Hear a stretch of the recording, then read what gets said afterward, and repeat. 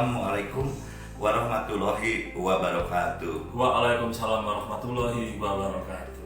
Selamat siang guys, kita jumpa lagi. Saya bersama Cak Gozali untuk membahas podcast mengenai bela negara, kebangsaan, nasionalisme, dan Islam dalam bingkai rahmatan lil alamin. Oke guys, akhir-akhir ini memang kita ingin membahas mengenai masalah rekayasa sosial ya. Rekayasa sosial ini memang sudah terjadi di Indonesia berpuluh-puluh tahun. Rekayasa sosial yang terjadi di Indonesia adalah menciptakan satu bentuk fasisme gaya baru ya. Yang pertama, saya perlu jelaskan, fasisme itu adalah di mana orang-orang itu harus berpikir seragam ya. Misalnya dengan slogan anti komunis pada saat zaman Orde Baru memframing bahwa komunis itu jahat, komunis itu tidak beragama, komunis itu membunuh jenderal, seperti itulah ya kurang lebih. Nah pada akhirnya orang-orang yang berpaham komunis dan berbeda ideologi dengan pemimpinnya atau orang-orang yang bisa mengancam ideologi pemimpinnya, mengancam seperti dulu waktu Indonesia zaman tahun 65 itu kan kita menentang imperialis, sedangkan yang menciptakan fasisme adalah imperialis sendiri gitu, negara-negara imperialis. Akhirnya Orde Baru itu dibuat framing bahwa mereka harus menghancurkan PKI dengan alasan imajiner, PKI itu jahat. Nah pada akhirnya yang terjadi apa? 3 juta rakyat Indonesia itu dibunuh, 3 juta rakyat Indonesia tidak bersenjata. Ya seperti itulah kurang lebih ya. Nah sekarang yang perlu diwaspadai, fasisme ini masih tumbuh dengan alasan negara khilafah, bahwa khilafah lah yang paling benar, Islam lah, syariat Islam lah yang paling benar, bla bla bla bla. Sehingga orang tuh akan berpikir ya pemerintah ini menjolimi Islam dengan alasan-alasan yang imajiner. Nah padahal Islam yang dibawa oleh satu bentuk fasisme itu bukan Islam yang rahmatan lil alamin, tapi Islam yang mengharamkan ini, mengharamkan itu, dan dengan kekerasan dan menuduh orang kafir. Itulah yang terjadi. Oke, gimana Cak Gozali? Jadi fasisme ini kan menimbulkan fanatisme, Mas. Iya. Ya, setelah fanatisme, jadi beragama tanpa alasan ya. Ya, Alasan fanatisme kan? lalu menimbulkan cuma berdasarkan emosi. Iya. Ya.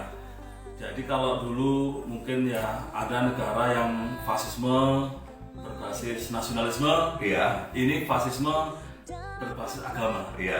Agama lebih gampang karena Iya. kan bisa pakai ayat-ayat, pakai hadis gitu ya. Bisa dipalsu ya dan Nah, ya. jadi artinya umat ini dipaksa ya untuk memiliki kepercayaan sesuai dengan arahan pemimpin. Iya. Arahan pemimpin ya kan. Lalu diciptakanlah orang Islam itu harus begini, ini haram, ini halal. Lalu diciptakanlah apa yang namanya semacam musuh-musuh ya, musuh-musuh imajiner. Iya. Islam didolimi, ada PKI, sekaligus diciptakan ya, imam besarnya, Mas. Inilah pemimpinnya ini, ya, pemimpin Islam ini. Padahal si imam besar ini juga rekayasa orang lain ya. Iya.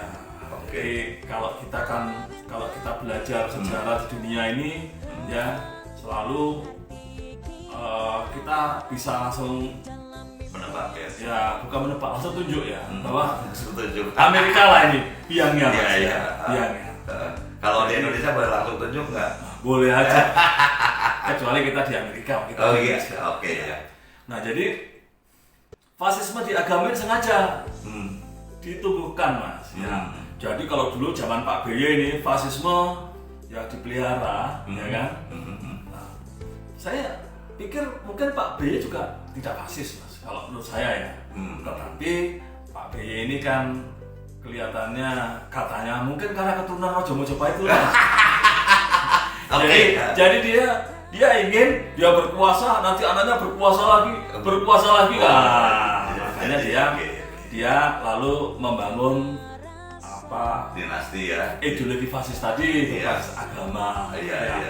Ya biasalah ya, kalau yang namanya raja itu, Mas, itu yang dipentingkan bukan kepentingan rakyat. Iya. Ya, tapi kepentingan dirinya sendiri. Iya. Gitu. Walaupun tidak semua raja begitu, tapi pada umumnya begitu. Jadi kalau jangan bangga kalau mengatakan saya keturunan raja. Justru kita malah curiga ya. Harus curiga, karena kalau keturunan raja maka dia akan membangun dinasti. Jadi mereka para penganut fasis agama ini ya dipelihara Iya, untuk kepentingan kekuasaan tanpa memikirkan akibat yang ditimbulkan di kemudian hari. Oke. Jadi dia memang mengangkat ulama-ulama, terus kemudian ulama itu di framing bahwa dialah pemimpin yang paling benar mungkin ya. Iya. Kurang lebih seperti itulah ya. Nah inilah bahayanya fasisme ya. Seperti zaman Pak Harto, siapa sih yang berani nentang Pak Harto? Kalau nggak dicor ya. Iya. Kalau menentang bicara berbeda pendapat saja sudah masuk penjara. Apalagi kalau misalnya berbeda ideologi bisa langsung dibunuh ya. Iya. Itulah kurang lebih. Tapi memang yang paling gampang, paling mudah yang pakai agama itu Mas. Iya. Nggak perlu modal. Iya. Ya kan? Paling orang miskin dijanjiin nanti di surga dapat. Iya kan? Aduh, kebodohan yang luar biasa ya. Dan itu sukses loh dipakai nipu oleh seorang ustadz ya. Mas pernah ketipu nggak? Namanya? Pernah ketipu nggak? Enggak. Oh enggak. Pernah gitu. Tapi kan pernah kenal juga. Ya kenal lah, karena deket lah sama dia itu. Oh gitu ya. Bahkan saya tahu sejarah dia sebelum jadi ustadz. Oh iya. Oke. Tapi dia nggak punya utang sama Mas ya? Enggak lah. Oke Ya, guys. ya, betul. Saya tuh tidak pernah bohong Mas. Ya. Iya. Jadi kalau enggak ya tidak. Oke. Jadi memang waktu fasisme ini dipelihara oleh SBY ya. Saya masih ingat sekali waktu periode pertama beliau menjadi presiden, beliau buru-buru mengangkat Timur Pradopo menjadi Kapolri ya, menjadi Kapolri. Timur Pradopo ini basicnya pada saat jadi Kapolres pernah bekerja sama dengan FPI untuk mengamankan Jakarta pada saat itu. Nah ini yang akhirnya memang kita melihat satu grand design ya, bahwa infiltrasi asing sudah merencanakan para pemimpin yang ada di Indonesia, termasuk Kapolrinya, termasuk presidennya. Nah begitu Presiden SBY menjabat, aliran-aliran radikalisme ini mempunyai angin yang luar biasa ya. Mereka dimanjakan dengan uang, kemudian dimanjakan dengan kondisi dipelihara oleh pemerintah ya. Walaupun kalau misalnya bicara framing, HRS pernah ribut dengan SBY dan pernah ditahan, itu hal biasa lah sandiwara dalam Orde Baru ya Mas. Gimana tuh kurang lebih itu? Ya. Kan masalah ditangkap itu kan lain masalah. Ya. Yang penting kan bagaimana bisa bekerja samanya. Oke, bagaimana bisa kerjasamanya. Jadi itulah. Jadi yang kita pesankan tuh hati-hatilah dengan pengajian, hati-hatilah dengan ulama yang abal-abal, artinya hanya menyiarkan kebencian, menyiarkan memprovokasi pemerintah atau meminta Indonesia menjadi negara khilafah. Itu berbahaya sekali karena itu biasanya adalah sebuah grand design dari infiltrasi asing. Oke, ada yang mau ditambahin? Nah, saya mau tanya, Lebaran kapan sih Mas? Senin ya? Senin ya. Oh, Lebaran kuda kapan ya?